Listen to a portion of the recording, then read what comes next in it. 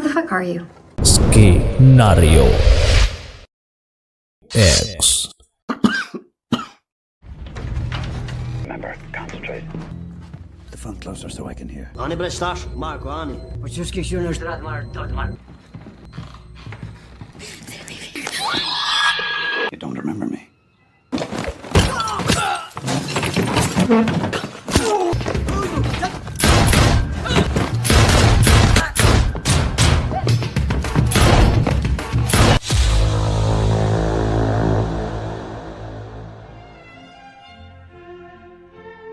Agak karibah, apa kabar maksudnya? Kali ini saya akan memperkenalkan Anda pada seorang mantan agen rahasia mematikan. Dulu hidupnya dipenuhi operasi berbahaya memburu target dari satu negara ke negara lain. Namun semua itu telah ia kubur hidup-hidup demi menjalani kehidupan yang tenang setelah pensiun. Sampai suatu hari putri satu-satunya diculik oleh jaringan perdagangan manusia. Dan pada detik itulah ia memilih kembali ke dunia lamanya, dunia yang dipenuhi darah dan kematian. Seperti biasa, kisah akan disajikan apa adanya, mendalam dan detail.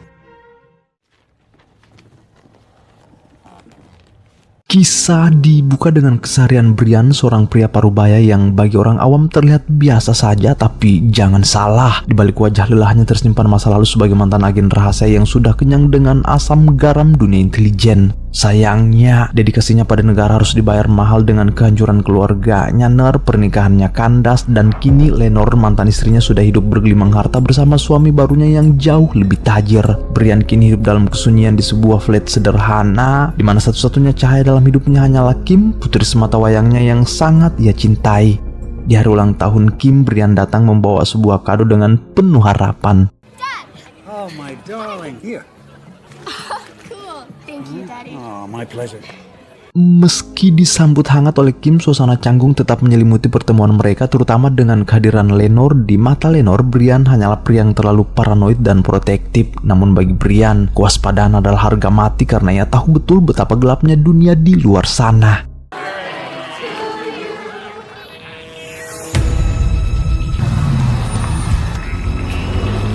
Untuk menyambung hidup, Brian kini bekerja sebagai pengawal pribadi artis-artis ternama, sebuah pekerjaan yang jauh dari hiruk-pikuk operasi hitam masa lalunya, namun tetap menjaga instingnya tetap terasah.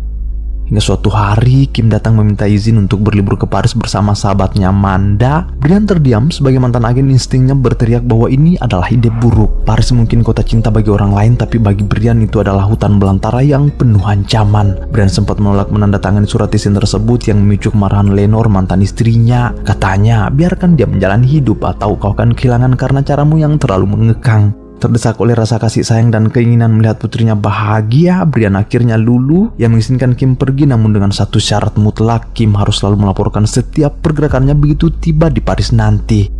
Nah, keesokan harinya suasana bandara dipenuhi energi kegembiraan masa muda. Kim telah siap terbang, diantar oleh ayahnya. Amanda sudah tiba lebih dulu di bandara, siap dengan segala rencana liburan impian mereka di Paris. Brian tampak ceria, namun di balik itu matanya terus memandangi sekeliling dengan insting intelijen yang tak bisa ia matikan.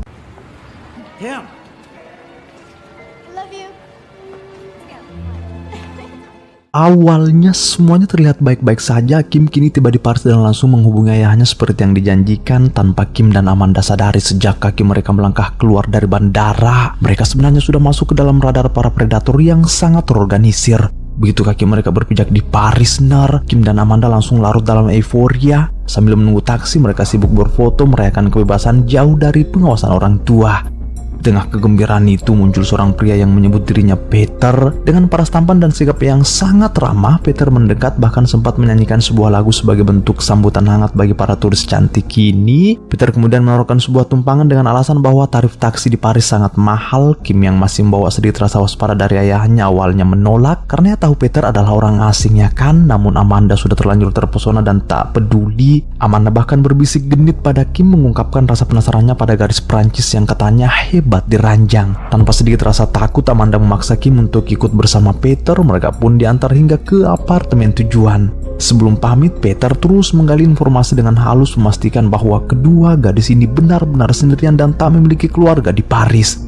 Tanpa mereka sadari, Peter sama sekali bukan pria baik-baik. Ia adalah pengintai profesional. Tugasnya hanya satu, mencari target gadis muda yang datang tanpa pengawalan, mencari tahu di mana mereka menginap, lalu melaporkannya ke pusat jaringan predator besar tersebut.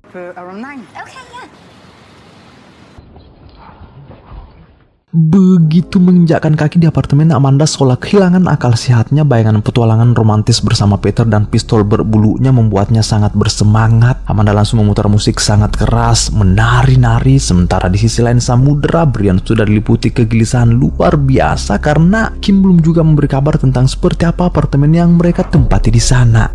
Brian sempat menghubungi Lenore, namun mantan istrinya itu justru kembali mencibir. Aduh, aku mau tidur, biarkan mereka menikmati hidup. Kenapa sih? Namun bagi Brian, setiap menit tanpa kabar adalah sinyal berbahaya. Ia terus menekan nomor Kim tanpa henti. Akhirnya Kim menyadari ponselnya berdering dan menepi ke ruangan lain yang lebih tenang. Namun saat baru saja menyapa sang ayah, mata Kim langsung terbelalak melihat sesuatu dari balik kaca. Sekelompok pria berbaju hitam masuk dengan gerakan taktis yang sangat cepat dan menculik Amanda. Kimmy. Someone here. Kimmy, did you meet anyone on the plane? Right, listen to me. Menyaksikan sahabatnya lenyap dalam hitungan detik, Kim semakin panik. Kini para pria berbaju hitam itu mulai menyisir ruangan mencari mangsa kedua yang tersisa di apartemen itu. Brian tak membuang waktu sedetik pun untuk panik. Dengan cepat dia menghubungkan ponselnya ke alat perekam. Setiap suara yang terekam adalah petunjuk penting untuk memburu para predator itu jika saja putrinya sampai diculik. Brian lalu memberi Kim instruksi, menyuruhnya segera masuk ke kamar sebelah dan bersembunyi di bawah ranjang sambil menyebutkan ciri-ciri para pelaku. Brian tahu betul bahwa bersembunyi di bawah ranjang bukanlah cara untuk selamat, melainkan cara untuk mengulur waktu agar ia bisa mengumpulkan informasi sebanyak mungkin. Remember, concentrate. The phone closer so I can hear. Ani blesnar, Marco, Ani. Почувствуй, что нужно драть мар додмар.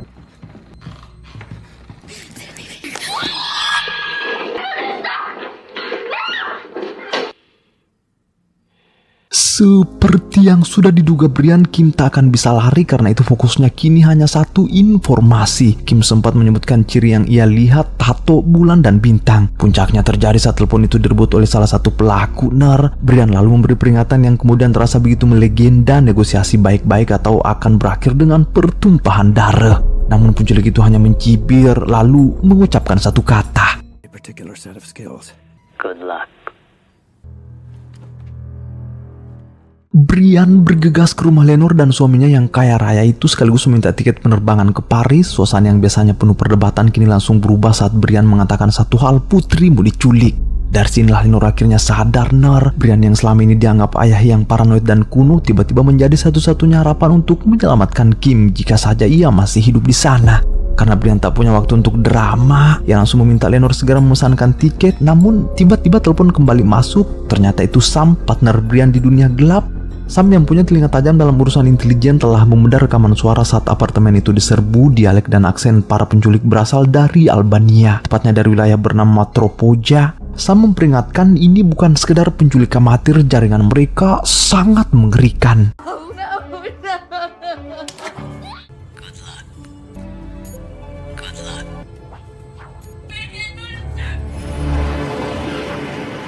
Setibanya di Paris, Brian langsung menuju TKP di apartemen itu. Dengan menyamar sebagai pengantar tanaman hias, Brian berhasil masuk tanpa menimbulkan kecurigaan sedikit pun. Karena pintu kamar tempat Kim dan Amanda diculik terkunci, Brian terpaksa memanjat dinding luar apartemen dan menyelinap masuk lewat jendela. Di dalam, suasana masih terasa mencekam. Sisa-sisa perjuangan Kim masih tertinggal di sana. Di momen ini, insting khusus Brian benar-benar kembali bekerja. Yang mengamati setiap jengkal ruangan, mencari jejak yang ditinggalkan para pelaku. Dari bawah ranjang, Brian tahu di tempat inilah anaknya gemetar ketakutan saat menelponnya. Intinya, setiap detail kecil Brian kumpulkan. Semuanya ia susun di dalam kepalanya untuk merekonstruksi detik-detik saat Kim direnggut paksa. Di tengah puing-puing apartemen, Brian menemukan ponsel Kim yang sudah hancur terinjak. Namun mereka meremehkan ketelitian Brian yang mengambil kartu memori dan segera membawanya ke mesin pengecek foto. Di sana, satu persatu kenangan perjalanan Kim dan Amanda muncul. Dari sinilah Brian mulai menemukan petunjuk. Melalui pantulan samar di balik layar saat Kim dan Amanda difoto, Brian menangkap sesuatu yang ganjil. Sosok pria bernama Peter ternyata sudah mengintai mereka sejak dari bandara. Tanpa membuang waktu, Brian pun datang ke lokasi tersebut dan benar saja ia melihat pria berjaket coklat itu sedang membidik mangsa baru. Tak ada kata peringatan, Brian langsung datang menghajarnya. Ia bertindak brutal, namun sialnya Peter masih sempat melarikan diri. Aksi kejar-kejaran pun pecah di jalan raya, namun siapa sangka pelarian Peter justru berakhir tragis.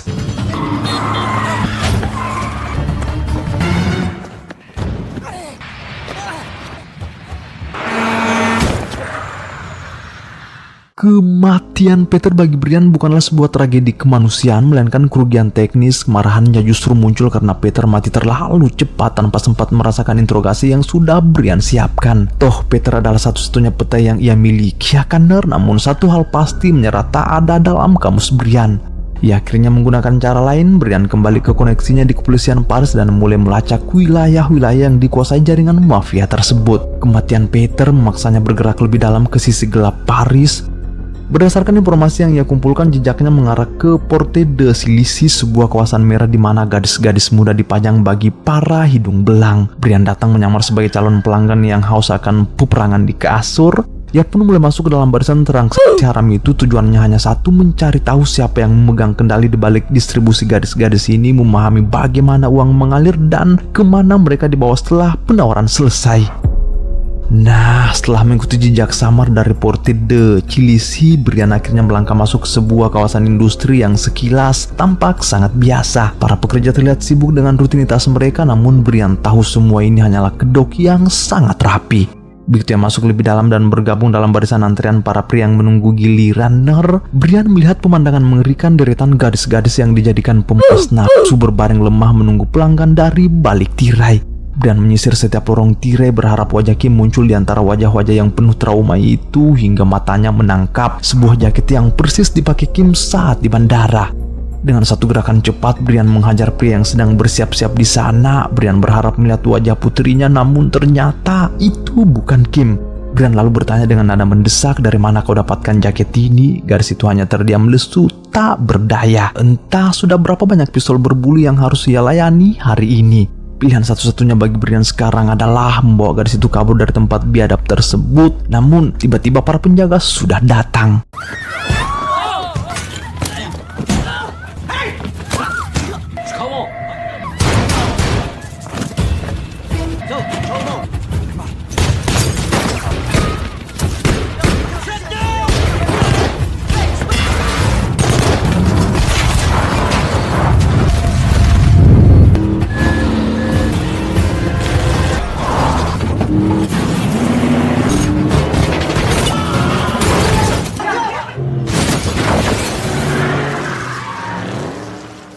Sesuai tekad Brian, menara Eiffel pun akan ia tumbangkan asalkan putrinya bisa ia temukan, Nah, setelah baku hantam di kawasan industri jagal itu, Brian akhirnya berhasil membawa sang gadis kabur. Kita sebut saja dia Lala.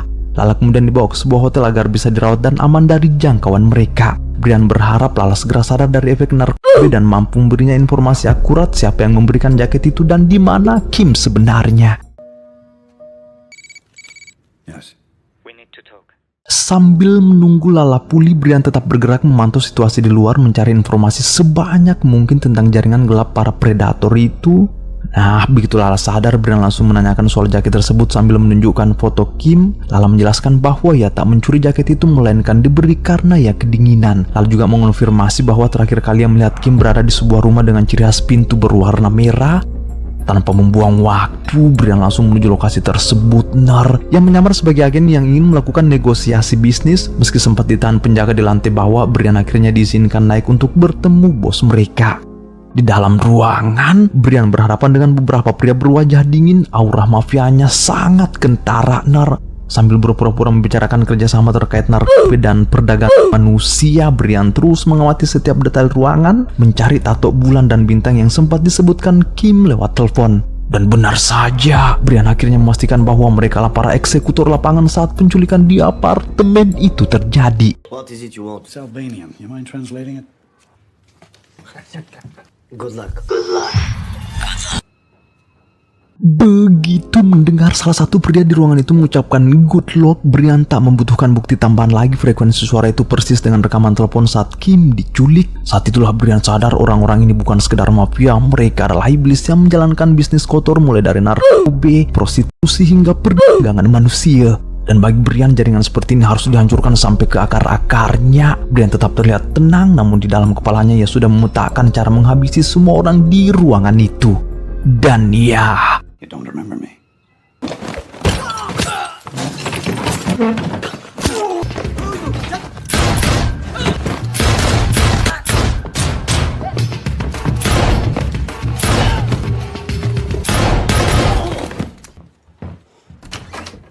setelah menghabisi semua orang di ruangan itu, Brian langsung menyisir setiap sudut rumah. Di setiap kamar yang ia buka, pemandangan garis-garis tak berdaya terus terlihat hingga di kamar terakhir ia menemukan seorang wanita yang sudah menjadi mayat akibat overdosis. Begitu diperiksa, ternyata itu adalah Amanda, sahabat Kim.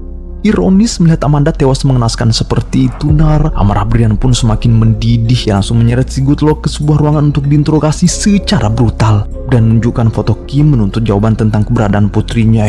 Namun pria itu justru meludah. Sialan. Tanpa ampun, Brian menaikkan level interogasi ke tahap yang lebih sadis sampai bulu pantat si Goodluck hampir rontok. Bagaimana tidak, Brian menggunakan kabel listrik bertegangan tinggi dan menyiksanya secara berkala. Si Goodluck sampai merengek memanggil ibunya dan meminta ampun. Akhirnya membocorkan satu nama kunci kepada Brian, Patrick St. Clair, bos besar di balik jaringan perdagangan gelap tersebut. Dan untuk menemukan Patrick, Brian harus berhadapan dengan seseorang yang bernama Baron. It's not gonna save you. Please, please. Brian langsung bergerak cepat menuju kediaman Baron. Di sana ia mendapati Baron sedang bersiap makan malam bersama istri dan kedua anaknya. Tanpa memedulikan suasana kekeluargaan itu, Brian masuk begitu saja dan langsung menodongkan pertanyaan inti, di mana markas persembunyian Patrick St. Clair. Ia bahkan mengancam akan mengubah suasana rumah itu menjadi tragedi jika Baron tak segera buka mulut.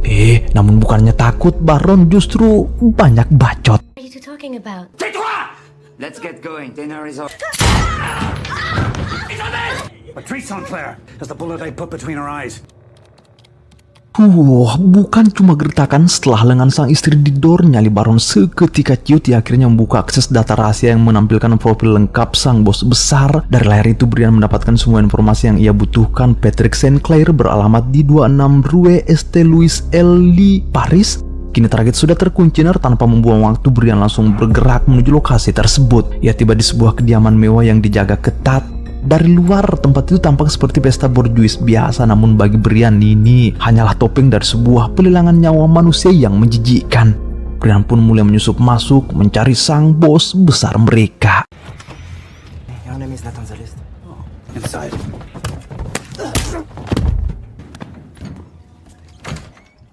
Champagne? Yeah, we'll take it.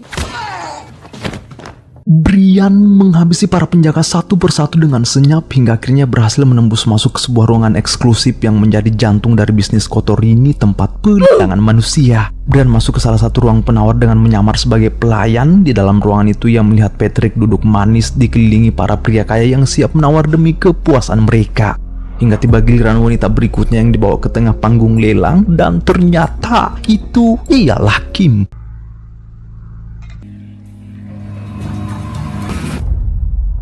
Melihat putrinya berdiri di sana sebagai barang dagangan benar-benar membuat dada Brian bergetar hebat, hilang kendali dan langsung menodongkan senjata kepada penawar kaya di hadapannya itu untuk terus menawar dengan harga yang jauh lebih tinggi. Tujuannya jelas, mengulur waktu sekaligus memastikan Kim tak jatuh ke tangan orang lain dengan cepat.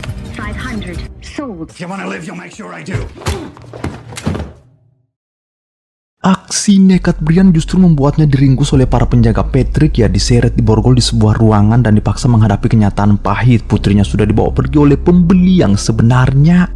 Patrick yang merasa urusannya telah selesai mulai bersiap-siap untuk berangkat tanpa menyadari bahwa mereka telah melakukan kesalahan besar, meremehkan seorang pria tua yang tak punya beban lagi selain menyelamatkan putrinya.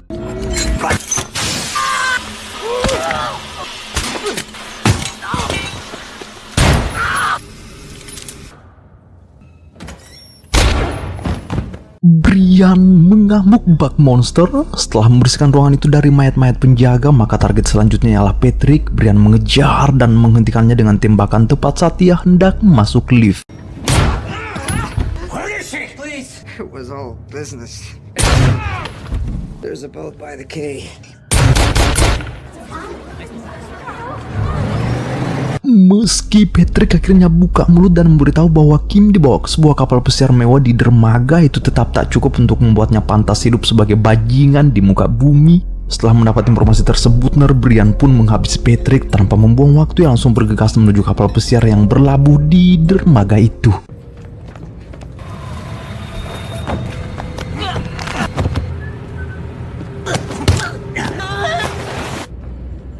انت دخيل في مؤخرة اسفل.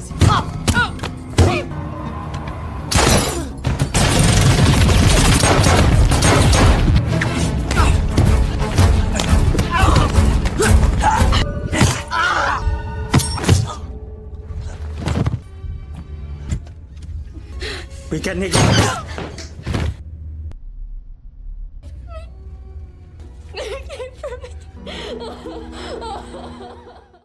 Malam yang panjang ini akhirnya berakhir di pelukan sang ayah. Brian menghabisi sang pembeli tepat saat Kim berada di titik nadir keputusasaan. Putrinya akhirnya berhasil dia selamatkan. Kisah ini membuktikan satu hal. Bagi Brian tak ada jarak yang terlalu jauh dan tak ada musuh yang terlalu kuat jika itu menyangkut orang yang kita cintai. Saya pamit undur diri. Sampai jumpa di kisah seru lainnya. Bye.